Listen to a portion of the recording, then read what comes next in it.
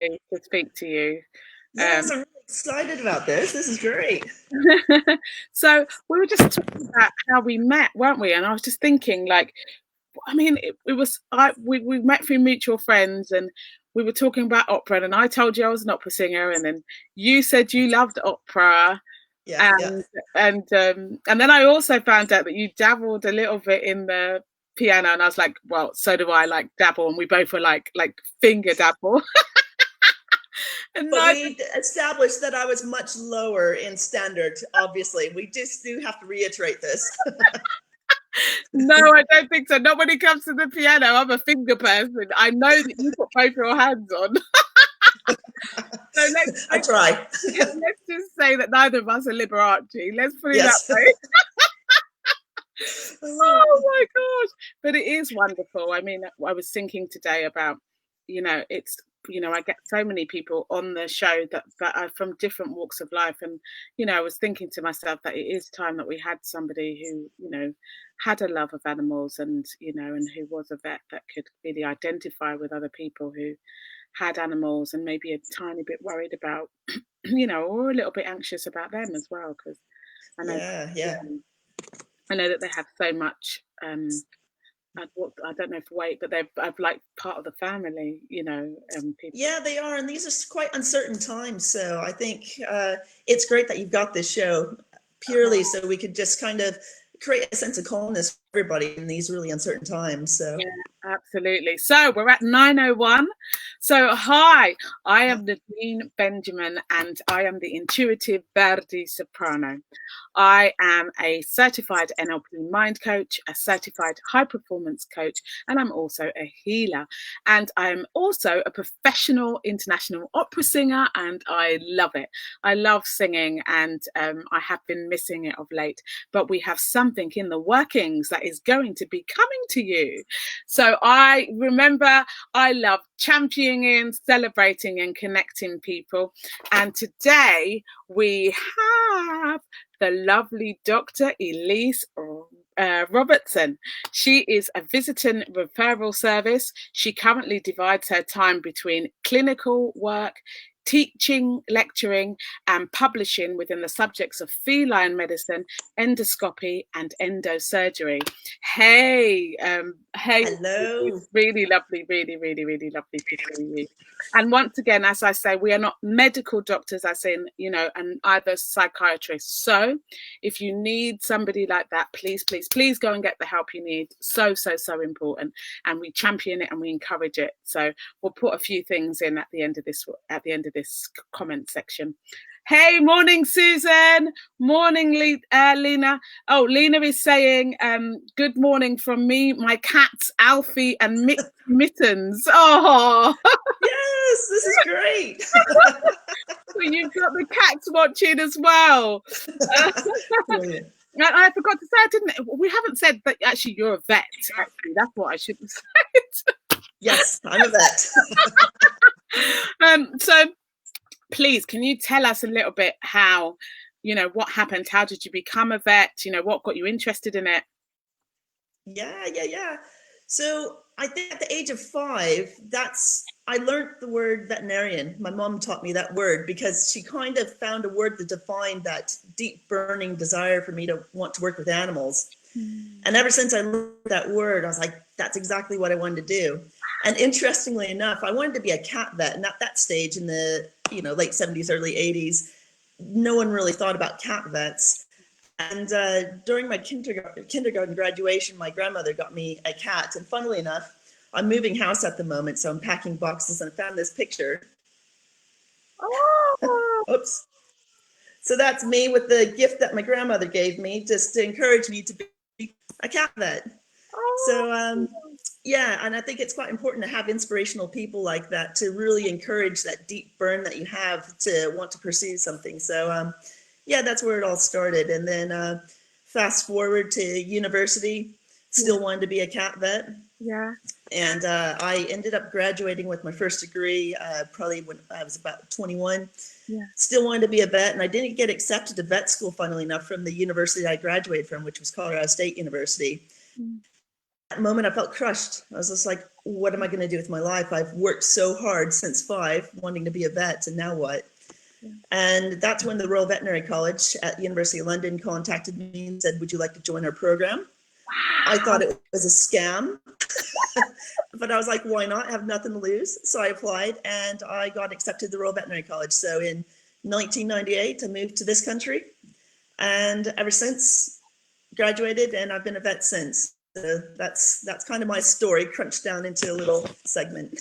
Oh, that's amazing. Oh, Tanya's just saying, morning. Sadly, my cat Sid is in puss heaven, she says.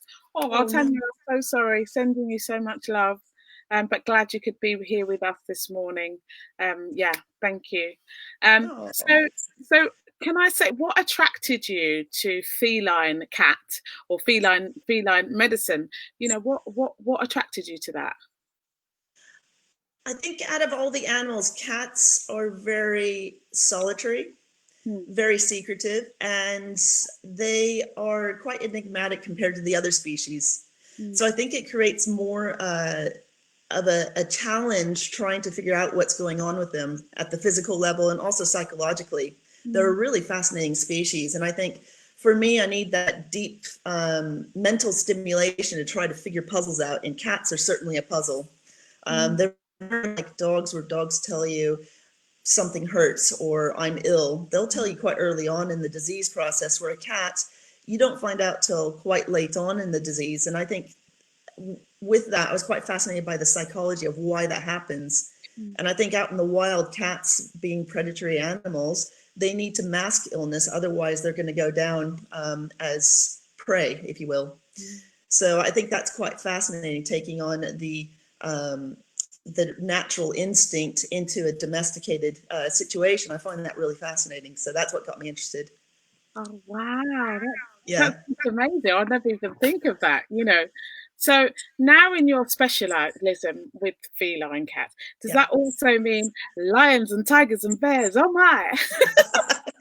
It does. And I have worked with lions, but I work mainly with domesticated animals, and I don't work with bears. So, and you know, you say you've worked with lions and tigers. Where? Do you travel all over the world?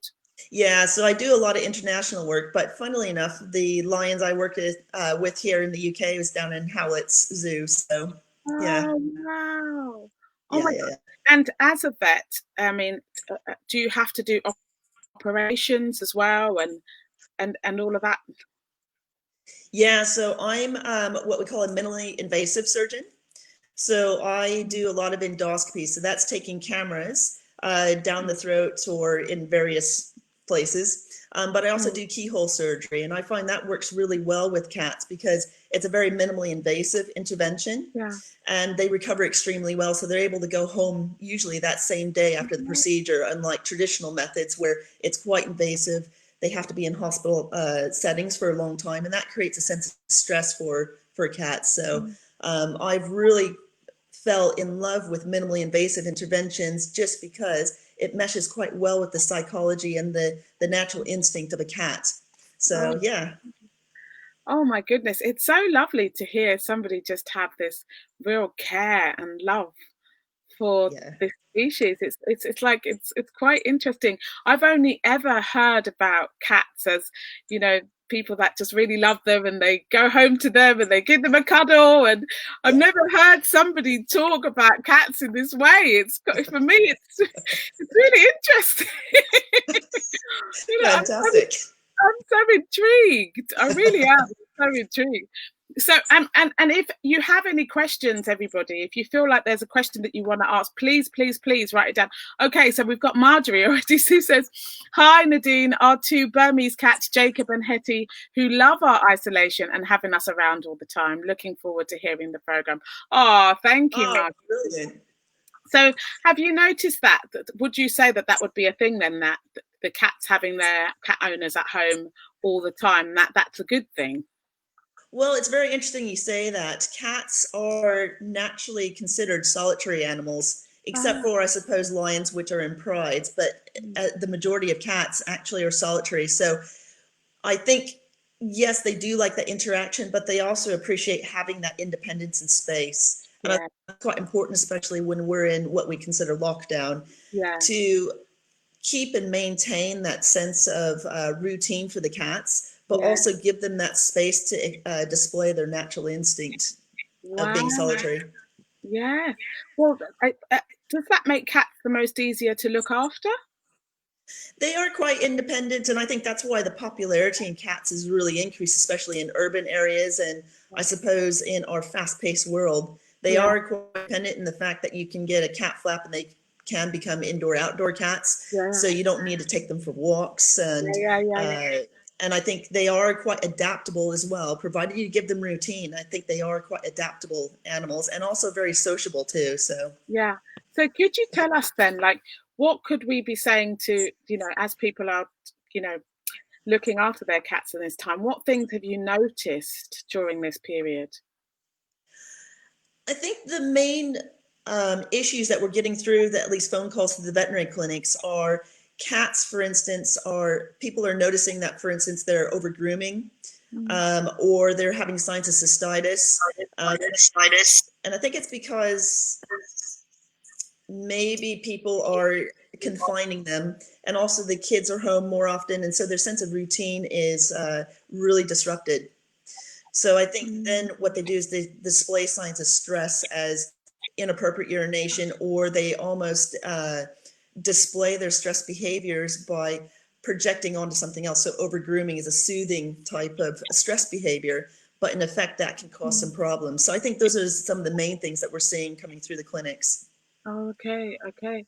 And in terms of how what other people can do for their cats while they're at home in this time, because the relationship between the owner and the cat can be quite, close, can't it? Yeah.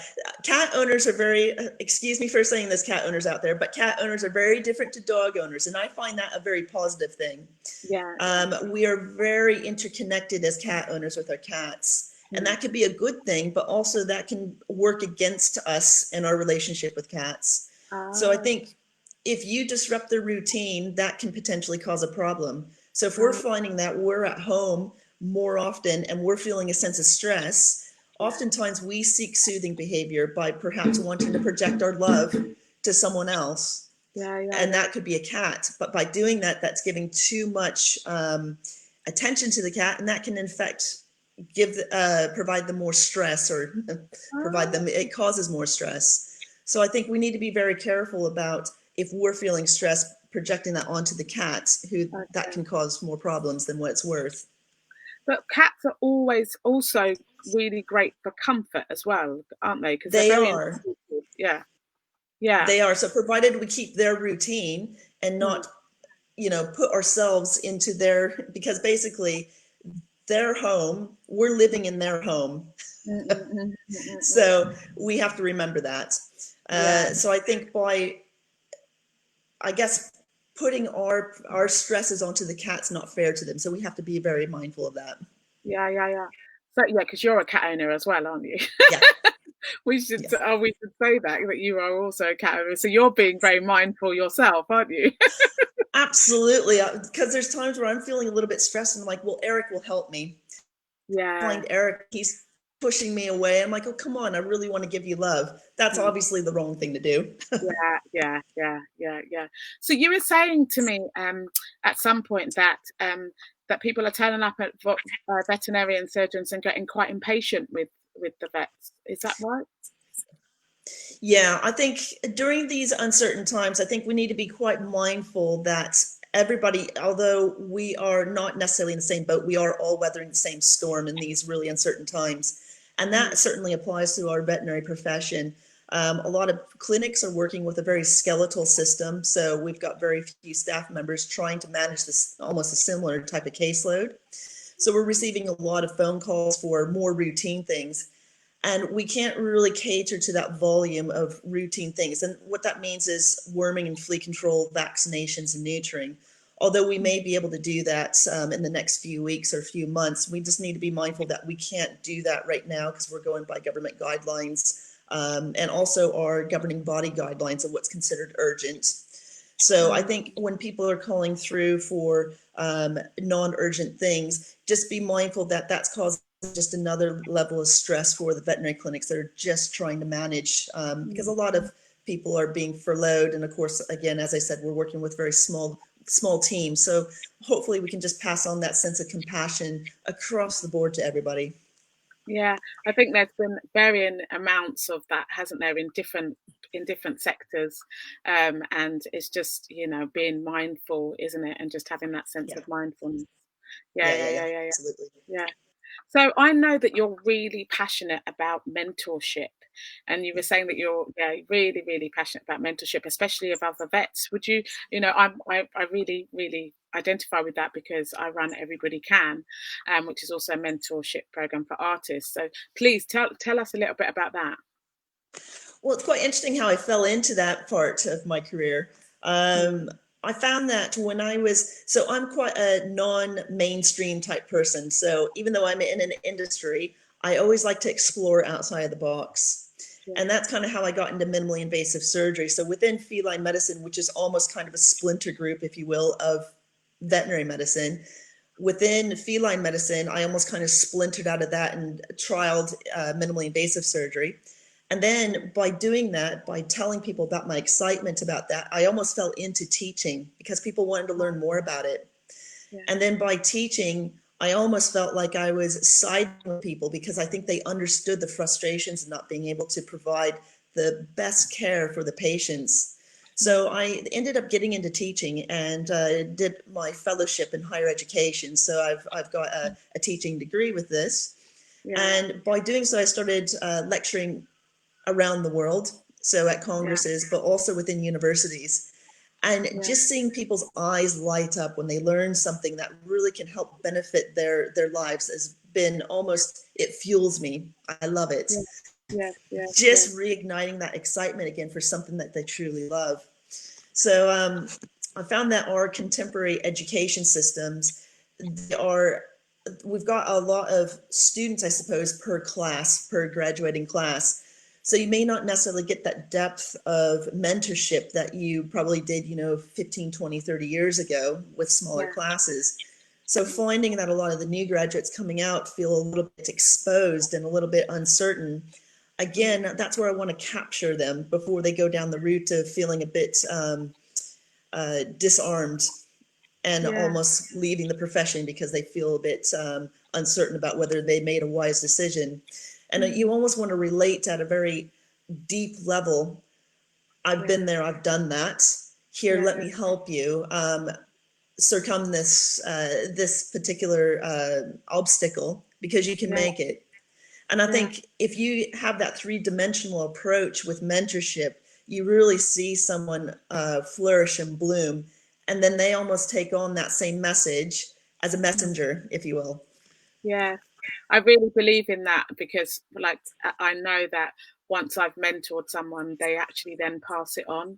And I think that's one of the most important things that you can do is have that level of, fill you up and then you fill someone else up, and I think it's really important.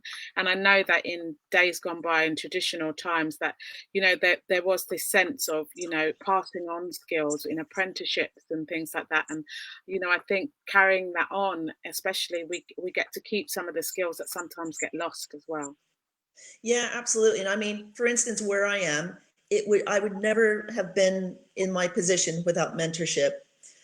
And I am the product of probably about 5, 6, 7 instrumental people that I'm still great friends with, even up until this age. And I mean, some of my mentors are in their 60s, 70s, nearing 80s, and it's fantastic because I couldn't be who I am without them. And you want to pass that level of mentorship on to the next generation, and that's what excites me. Yeah, absolutely. So everybody's here waiting for these tips of what tips you've got for everybody. But please, everybody here, if you have any questions, if there's something that's bothering you, we've got another 10 minutes left. So please, if you've got a question, and Dr. Elise can answer it, she definitely will. So please put them in the box if you need to. So what kind of give us like 3 or however many tips you can to kind of at this moment? Gosh, I think the first tip in these really uncertain times, if you've got an indoor-outdoor cat, I think allow them indoor-outdoor access. Just because we're in quarantine or lockdown doesn't necessarily mean that we have to keep them in quarantine or lockdown. Yeah. And I know that there's a lot of information circulating around in the social media circuit about whether or not cats can transmit COVID, or whether or not we can give them COVID. And at the moment, we don't have solid evidence that either happens. It is from human to human transmission that this is happening. So I think out of fear, we shouldn't then lock them down, because that's going to potentially cause more problems than what it's worth. So I think that's the first tip, is maintain that routine. Can I ask, when they come in and out, when they do come home, do they have to be sprayed or, cleaned in any way, or is it, or just not worry about it at all? I don't think necessarily worry about it at all. If you're ill, for instance, and you're in quarantine, self-quarantine, then obviously you can basically wash your hands, obviously make sure your hygiene's absolutely tip-top shape, but don't use disinfectant wipes on them, just because they are grooming themselves, and some of these disinfectant wipes can be quite toxic to cats. So I think just maintain normality through this. Don't go over the top with alcohol wipes on them and things like that. That's actually causing more problems than what it's worth. Okay. So that's the first tip. Second tip, I think we've got now quite confined households because we're doing a lot of homeschooling, and the kids are going to be around, and of course the cats aren't used to having the whole family around 24 hours a day, 7 days a week. So that in effect can cause some stress. So I think tip number one, provide them with retreat areas. So if you have like a high tower that they can go and get that vertical space, is what we call it. So they can actually get to a high vantage point that helps them feel like they're in control of the situation. Oh, really? And also, I think if you can create some escape routes. So boxes are quite nice. Cats like to hide away in boxes, and they love playing in boxes. So I think those are quite useful. And you can get kids involved in these activities, so they can make them like a box castle. So it's an activity for the kid to provide them with love for the cat without necessarily squeezing them and giving that type of love that we equate love to when it comes to a cat. So creating little projects with the kids, so making little activity puzzles for the cats that keeps them quite active, but also maybe building them little castles and things that they can hide away in are quite useful. What is the thing around the boxes? I don't know. No one knows why cats love boxes. But it's amazing because you can buy the most elaborate cat accessory, and then you get an Amazon delivery, and they prefer the Amazon box. I have no idea why. Oh, wow. That's amazing. Oh, Gabby is just saying, reminds me how much I miss little Wolfie, who was run over in our street. So sorry, Gabby. So really sorry. Yeah. Sorry. Sending you love. So, and another tip? Another tip. Gosh. I'm just trying to think. So does it necessarily need to be with cats?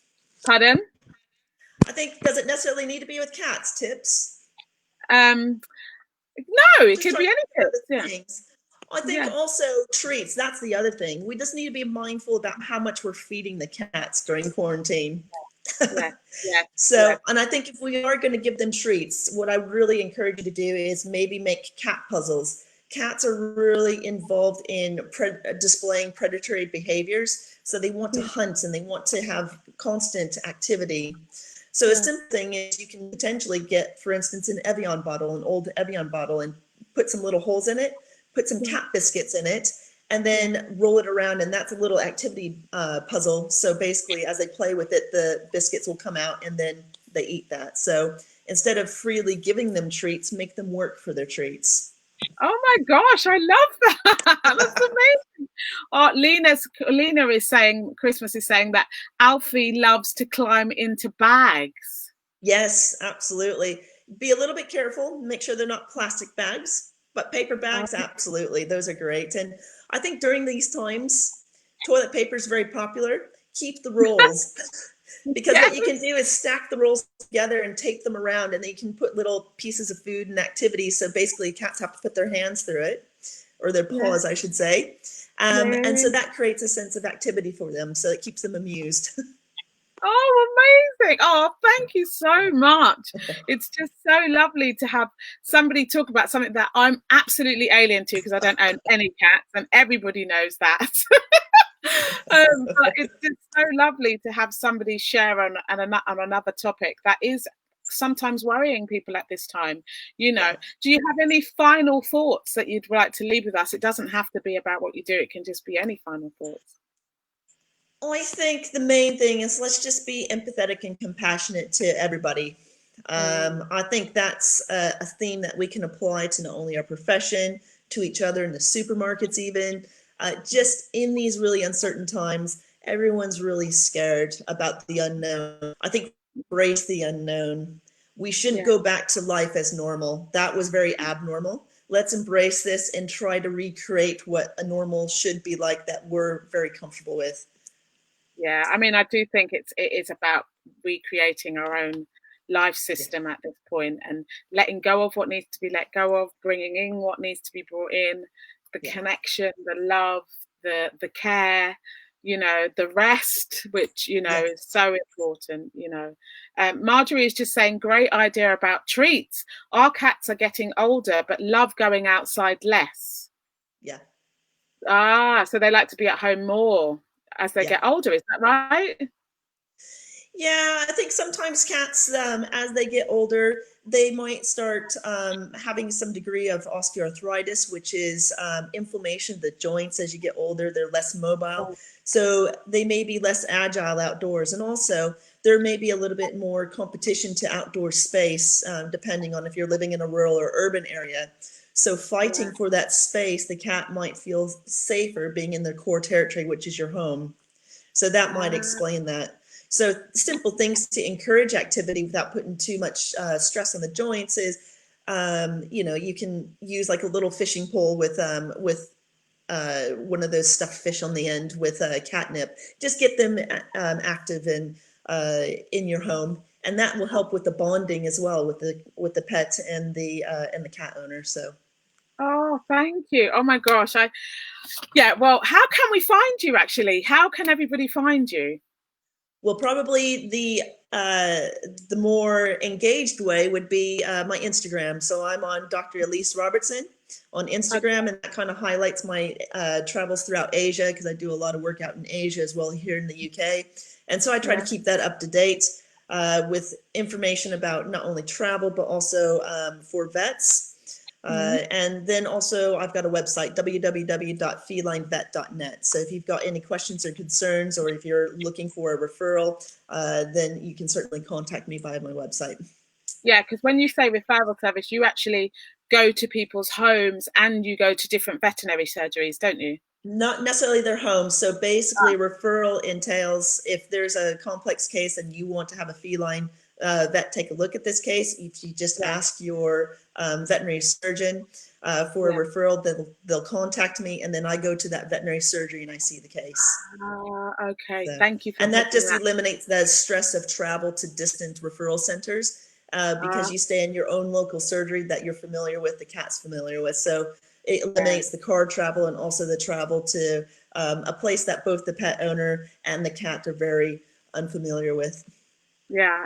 Oh, thank you so much. It's been so wonderful having you here. And thank you, everybody who turned up here today and whoever might be watching in the stream later on. On Monday, I will be joined by Nikki Rollins. She is the clinical supervisor for Physio Ed, which works with a range of performers and looking at their posture and their body and how they work as they work within the business. And she'll be joining us on the subject of keep on moving, get your body down, keep on moving. So she'll be here with us on Monday morning at 9 a.m. So looking forward to that. And remember, it is now the weekend. Please, please, please, please, please schedule your time, whoever, some people say schedule, some people say schedule. So and just make sure that you are consciously mapping out your time with rest time, free time, play time, and if you have to work on the weekend, work time, you know, and family time, connection time, and maybe some solitary time, whichever works for you out of any of those arrays. Just put them together so that you can have a conscious way of actually planning your time, so you don't just feel like all your time's being wasted. But you know what, if you just want to hang out all week and watch a weekend and watch Netflix because that's your thing, then absolutely just hang out. It's all good. So thank you so much for being here. Susan is saying, very interesting about the cat tower. I'm going to buy one. Love from a cat lover, Blackie and myself. Stay safe, both. Thank you, Susan. And then Lee is saying, thank you both. Stay well, stay safe from me and the fluffs. Oh, it's so lovely. We've had a cat tower. And you've made it possible, Dr. Elise Robertson. You've been a wonderful guest. Thank you for being so informative. Thank you for just being so loving and so kind and caring and so aware of the needs of the cat and the needs of the cat owner. We really appreciate it. And I really celebrate your mentorship scheme for vets. You are going to be a godsend to each and every one of them. All right, my loves, take care, and I'll see you all on Monday. Bye.